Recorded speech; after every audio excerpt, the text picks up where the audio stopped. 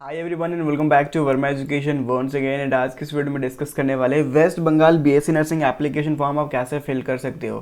ठीक है, वेस्ट बंगाल का एप्लीकेशन फॉर्म आप जो है ना कैसे फिल कर सकते हो। फर्स्ट ऑफ ऑल इसमें हम लोग स्टेप बाय स्टेप बताएंगे दैट कि आप जो एप्लीकेशन फॉर्म को कैसे फिल आउट कर सकते हो। ठीक है, क्या क्या डॉक्यूमेंट रिक्वायर्ड होगी at the time of form filling, और जो आउट ऑफ स्टेट है वेस्ट बंगाल के उन लोगों को क्या क्या नीड होगी फॉर्म फिल करने के लिए, वो सारी चीज़ें हम लोग यहाँ पर डिस्कस करने वाले हैं। फर्स्ट ऑफ ऑल आपका ये portal West Bengal joint entrance examination board, इसमें आना और एग्जामिनेशन सेक्शन में आपको जनपास यूजी सेलेक्ट करना है। जनपास यूजी बेसिकली है क्या, ये जो है ना जनपास यूजी, इसका जो कंप्लीट नेम है दैट इज, कह सकते हैं हम लोग यहाँ पर देख सकते हो, ये ही है बीएससी नर्सिंग के लिए नाम रखा गया है। ठीक है, इसका टेंटेटिव डेट था 24 मार्च को ओपनिंग था इसका। ठीक है, तो आज है 26 मार्च और आज हम लोग स्टार्ट कर रहे हैं। ठीक है, तो सबसे पहले आपको नीचे जाना है और यहाँ पर कैंडिडेट एक्टिविटी बोर्ड में आपको ऑनलाइन एप्लीकेशन के लिए ओके करना है। उसके बाद आपका जो पोर्टल है उस तरीके से ओपन हो जाएगा और यहाँ पर आपको देखो, सबसे पहले तो अगर आपने पहले कभी फॉर्म नहीं फिल किया है तो आप न्यू रजिस्ट्रेशन जाओगे। ठीक है, तो जो candidate new first time fresh form fill कर रहे हैं उनको न्यू रजिस्ट्रेशन पे क्लिक करना है। आप यहाँ पर देख सकते हो जनरल पेपर, अगर पेपर 1 और पेपर 2 के लिए जो फ़ी लगेगी ना मेल और फीमेल के लिए, वो 500 जनरल कैटेगरी के लिए। SC ST OBC और EWS वालों के लिए पेपर 1 पेपर 2 दोनों के लिए 400 रुपये लगेंगे। और जनरल बोथ पेपर अगर आप लेना चाहते हो पेपर 1 एंड पेपर 2 जिसमें पैरामेडिकल और नर्सिंग भी हो तो 800 रुपये लगेगा। SC ST OBC अगर दोनों करना चाहते हैं तो 650 रुपये लगेगा, कुछ इस तरीके से है। तो आपको फॉर्म फिल करने के लिए आप यहाँ पर देख सकते हो ऑनलाइन रजिस्ट्रेशन करना पड़ेगा, फिर फॉर्म को फिल करना पड़ेगा, फिर फोटोग्राफ और इमेजेस को सबमिट करना पड़ेगा। फोटोग्राफ आपका जो JPG या फिर JPG फॉर्मेट में रहना चाहिए। उसके अलावा सिग्नेचर आपका JPG फॉर्मेट होना चाहिए। साइज़ कितना होना चाहिए, 4 KB से ज़्यादा और 30 KB से कम। और फोटो का साइज़ 10 KB से ज़्यादा और 200 KB से कम।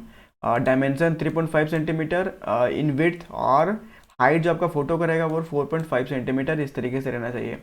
एग्जामिनेशन फ़ी आपको पे करना है एंड आफ्टर दैट आपको कंफर्मेशन पेज मिल जाएगा इंस्टेंटली। यहाँ पर कोई भी वेरिफिकेशन का प्रोसीजर नहीं है दैट कि आपको प्रॉपर्ली वेरीफाई करना पड़ेगा। ठीक है, तो सबसे पहले आपको यहाँ पर नीचे आके कंसेंट साइन करना है। और अगर आपको कोई डाउट रहता है टोल फ्री नंबर जो जनपास यूजी का है, ये कोलकाता बीएससी नर्सिंग या फिर कह सकते हैं वेस्ट बंगाल बीएससी नर्सिंग का ये ऑफिशियली नंबर है। ठीक है, इस पर आप कांटेक्ट कर सकते हो फॉर द कंप्लीट इन्फॉर्मेशन। अब देखते हैं फॉर्म फिल करने के लिए आपने न्यू रजिस्ट्रेशन पे क्लिक कर लिया है, सारी चीज़ें मैंने आपको बता दी। अब आई एग्री पे क्लिक करके प्रोसीड पे क्लिक कर लेना। ठीक है, अब आपको यहाँ पर देखो सबसे पहले कैंडिडेट नेम बताना है, उसके अलावा आपको फादर नेम बताना है, मदर नेम बताना है आपको यहाँ पर, उसके अलावा डेट ऑफ बर्थ बताना है, जेंडर बताना है, आइडेंटिटी नंबर बताना है, उसके अलावा मोबाइल नंबर, ईमेल एड्रेस और authorise service provider data consent, ये आपको करना है। ठीक है, उसके बाद आपको एग्री कर लेना है। एग्री करने के बाद आपको यहाँ पर बेसिक इन्फॉर्मेशन डालने की ऑप्शन देखने को मिल जाएंगे, स्टार्टिंग फ्रॉम योर नेम। अगर आपका जो भी नेम है, यहाँ पर डेमो के लिए मैं यहाँ पर इसको फिल कर रहा हूँ। ठीक है, यस। नेम फिल करने के बाद आपका फादर नेम डालना है, फादर नेम डालना है। ठीक है, ओके, एंड आफ्टर दैट आपको मदर नेम डालना है। ठीक है, उसके बाद आपको डेट ऑफ बर्थ आपको सेलेक्ट कर लेना है। ठीक है, डेट ऑफ बर्थ आपको सेलेक्ट कर लेना है और जो भी आपका डेट ऑफ बर्थ है लाइक 2004 जो भी है वो सेलेक्ट कर लेना है। मेल यहाँ पर जेंडर आपको सेलेक्ट कर लेना है। उसके बाद आइडेंटिफिकेशन टाइप। ठीक है, तो जो भी आइडेंटिफिकेशन आप देना चाहते हो वो आप यहाँ पर सेलेक्ट कर सकते हो। ठीक है, तो मान लो यहाँ पर क्लास 10 विथ फोटोग्राफ बोला जा रहा है। ठीक है, तो क्लास 10 विथ फोटोग्राफ, यहाँ पर any other valid identity government with photograph में सेलेक्ट करूँगा। हाँ, और उसका जो भी आइडेंटिटी का जो नंबर है वो आपको फिल कर लेना है। ठीक है, उसके बाद आपको IFSC कोड, यहाँ पर आपको कॉन्टैक्ट डिटेल डालना है जो भी नंबर आपका, तो मैं यहाँ पर नंबर डाल दे देता हूँ। फिर ईमेल आईडी आपको डाल देना है, तो ईमेल आईडी मैं यहाँ पर डाल दे देता हूँ।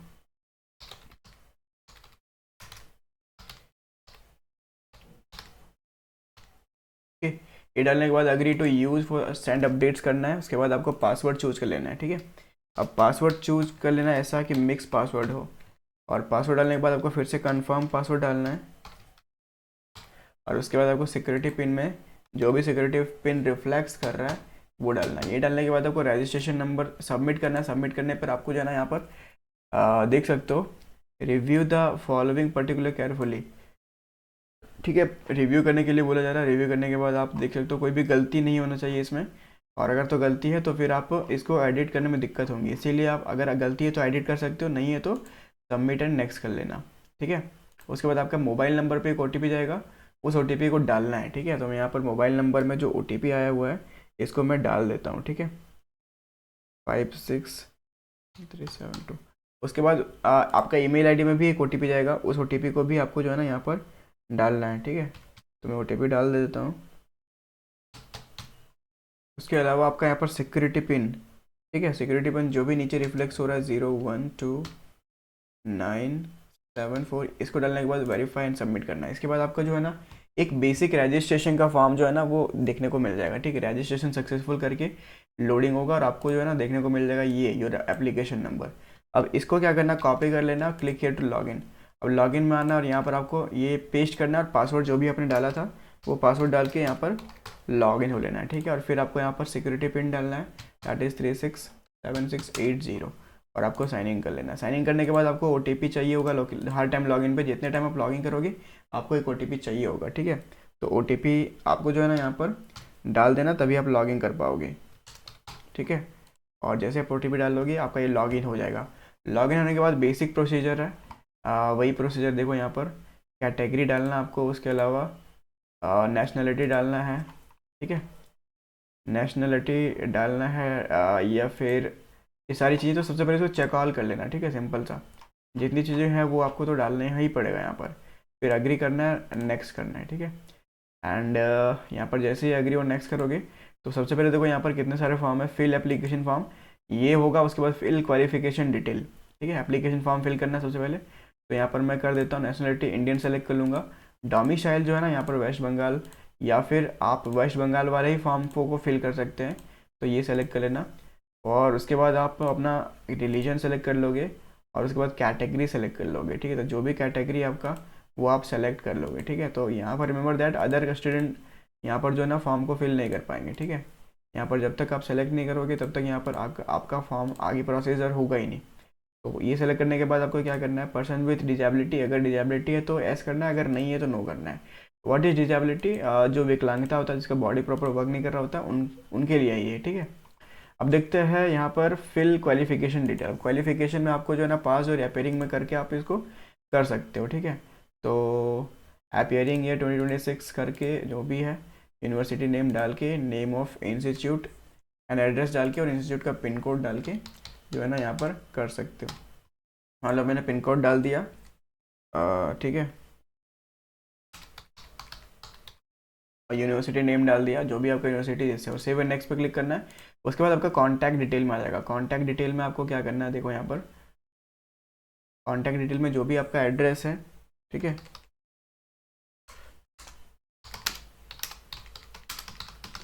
वो आपको फिल कर लेना है, ठीक है। उसके बाद आपको यहाँ पर लोकेलिटी फिल कर लेना है। उसके अलावा कंट्री फिल कर लेना, कंट्री तो ऑब्वियसली इंडिया ही होगा। स्टेट आपको सेलेक्ट कर लेना है, कौन सा स्टेट है आपका, corresponding address and permanent address, ठीक है। तो वेस्ट बंगाल ही है तो वेस्ट बंगाल ही यहाँ पर डालते हैं। एंड आफ्टर दैट डिस्ट्रिक्ट मान लो जो भी आपका है वो डिस्ट्रिक्ट में डाल दो, ठीक है। उसके बाद आपको सेम, अगर दोनों आपका एड्रेस सेम है तो same as correspondence and next करोगे।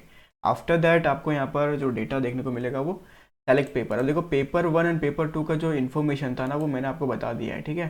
पेपर 1 एंड पेपर 2 अगर आप दोनों देना चाहते हो for the nursing and paramedical तो पेपर 1 एंड पेपर 2 सेलेक्ट करोगे। अगर आप नर्सिंग के लिए या फिर पैरामेडिकल के लिए देना चाहोगे तो पेपर 1 और पेपर 2 सेलेक्ट करोगे, ठीक। तो बोथ पेपर देना मुझे तो पेपर 1 एंड पेपर 2 दोनों सेलेक्ट करेंगे, ठीक है। After that save and next पे क्लिक करोगे। उसके बाद आपको यहाँ पर क्या करना है, सेलेक्ट स्टेट करना है, ठीक है। फिर से यहाँ पर आपको एग्ज़ाम सेंटर चूज़ करना होगा और यहाँ पर आपको सेलेक्ट स्टेट, और उसके अलावा यहाँ पर भी सेलेक्ट स्टेट करना है। एग्जामिनेशन सिटी 1 आसनसोल मान लो मैंने दिया, उसके अलावा दूसरा बंकुरा दे दिया, ठीक है। उसके बाद फिर से तीसरा सेंटर आपको चूज़ करना है, 3 सेंटर चूज़ करना है। तो तीनों चूज़ करने के बाद आपको सेव एंड नेक्स्ट पे क्लिक करना है, ठीक है। ओके, आप देखते हैं नेक्स्ट पे क्लिक करोगे आप। उसके बाद आपको जो है ना यहाँ पर फोटोग्राफ मांगा जाएगा, और फोटोग्राफ का डायमेंशन आपको पता था और सिग्नेचर का भी डायमेंशन यहाँ पर आपको पता था। तो मैं जैसे ही अपलोड कर देता हूँ उसके बाद आपको दिखाता हूँ, ठीक है। ऑलराइट, तो यहाँ पर आप देख सकते हो फोटो एंड सिग्नेचर दोनों यहाँ पर अपलोडेड है, ठीक है। सिग्नेचर भी अपलोडेड है, आप चाहे तो उसको चेक कर सकते हो, क्लिक कर फॉर व्यू। जैसे आप करोगे तो आपका फोटोग्राफ दिख जाएगा, सिग्नेचर के लिए क्लिक हियर व्यू करोगे तो आपका सिग्नेचर दिख जाएगा। आफ्टर दैट आपको क्या करना है, अपलोड फाइनली एंड नेक्स्ट पे क्लिक करना है। जैसे आप क्लिक करोगे आपका पेमेंट गेटवे इसके बाद आई थिंक ओपन होना चाहिए। तो आपको सबसे पहले आपको वेरीफाई कर लेना सारी चीज़ें, सारी इन्फॉर्मेशन आपका करेक्ट है, उसके बाद आपको डिक्लेरेशन देना है, ठीक है। चेक कर लेना सारी डेटा जो भी आपने डाला है वो सही है, अगर तो सही होगा तब आपको डिक्लेरेशन देना है, सेव एंड फाइनल सबमिट करना है। उसके बाद यहाँ पर टिक मार्क करोगे और येस पे क्लिक करोगे, तब आपका आ जाएगा पे रजिस्ट्रेशन फी। अब देखो रजिस्ट्रेशन फी पे क्लिक करोगे तो आपका जो है ना यहाँ पर पेमेंट आपको यहाँ पर को करना है। आपको पता है दैट कि आपने EWS सेलेक्ट किया, दैट्स वाई यहाँ पर 650 800 for general category. Online payment पे क्लिक करना है और आपको यहाँ पर आ जाना है। उसके बाद आप चाहे तो SBI ई-पे से कर सकते हो, जहाँ पर नेट बैंकिंग, क्रेडिट कार्ड या डेबिट कार्ड कर सकते हो। यहाँ पर UPI का ऑप्शन नहीं दे रहा है, ठीक है, बट अगर इसमें नेक्स्ट पे करोगे, प्रोसीड पे, तब आपको यहाँ पर देखने को मिलेगा कुछ इस तरीके से। लेकिन यहाँ पर आप देख सकते हो UPI का ऑप्शन यहाँ पर आ गया है, और आप बारकोड पे क्लिक करोगे और पे नाउ पे क्लिक करोगे ना, तो आपको एक ये इस तरीके से बारकोड दिख जाएगा, और इस बारकोड पे जैसे आप पेमेंट कंप्लीट करोगे ऑटोमेटिकली आपका कंफर्मेशन पेज मिल जाएगा। आई होप आपको समझ में आ गया होगा क्या चीज़ें क्या नहीं, एंड अगर तो समझ में आएगा तो प्लीज़ इस वीडियो को लाइक करना। मिलेंगे अगले वीडियो में। Thank you for watching, have a nice day.